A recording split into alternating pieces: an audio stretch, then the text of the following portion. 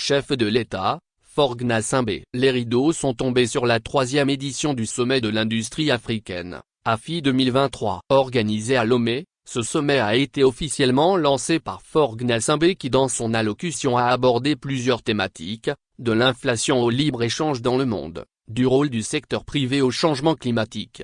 Force est de constater que nous ouvrons aujourd'hui un nouveau chapitre. Le thème des crises laisse place à celui des opportunités. Le premier panel de cette année, bâtir une industrie financière africaine de classe mondiale, une opportunité à 1500 milliards. Ce thème incarne cette nouvelle symbolique, a d'entrée de jeu lancé le président togolais qui s'est félicité du recul de l'inflation et des prix des produits de base, notamment alimentaires et énergétiques. Cette baisse de l'inflation est constatée partout dans le monde. Les dernières projections du FMI suggèrent que la hausse des prix aura atteint 6,8% en 2023, avant de revenir à 5,2% en 2024, une nette amélioration par rapport au taux de 8,7% enregistré l'année dernière.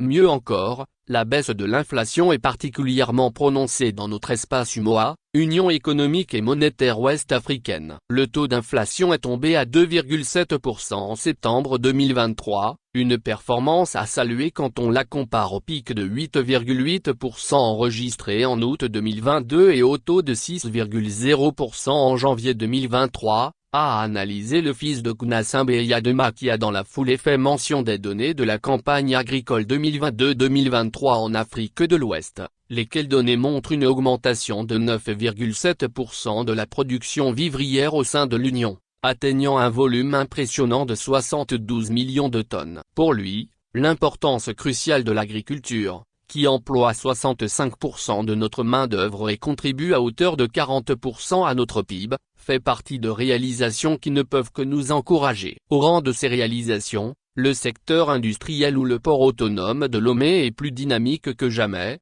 suggérant de bonnes performances économiques pour l'ensemble de la sous-région. Les échanges commerciaux sur fond de la zone de libre-échange continentale africaine, ZLECAf, le financement du secteur privé, ou encore la feuille de route Togo 2025, destinée à servir à la fois de guide stratégique et de banque de projets ont tour à tour constitué l'ossature de l'intervention d'un président qui semble plus optimiste que jamais quant à la courbe de l'évolution économique africaine. Mais en interne, on ne voit le reflet de tout ce que l'auteur de cette messe a distillé à l'envi aux centaines de décideurs. A beau mentir qui vient de loin. Mais cet optimisme à la Pangloss de Faure ne peut malheureusement pas cacher la réalité que vivent les Togolais au quotidien. En quoi la baisse de l'inflation, par exemple, a profité aux Togolais. Le dynamisme du port autonome de Lomé, secteur économique performant s'il en est, qui représente l'élément moteur de l'activité économique du Togo et où plus de 80% des échanges commerciaux transitent. Cette richesse nationale en somme, aide-t-il les Togolais à mieux supporter la vie? Le Togo dispose de richesses naturelles, mais les citoyens sont littéralement privés de leurs jouissances, et ce n'est qu'une minorité qui en fait ses choux gras. C'est trop beau de ratiociner sur le financement du secteur privé sans pour autant faire sien les tourments constants liés à un secteur informel auquel bien des Togolais sont réduits, ne peut que renforcer la précarité des plus faibles.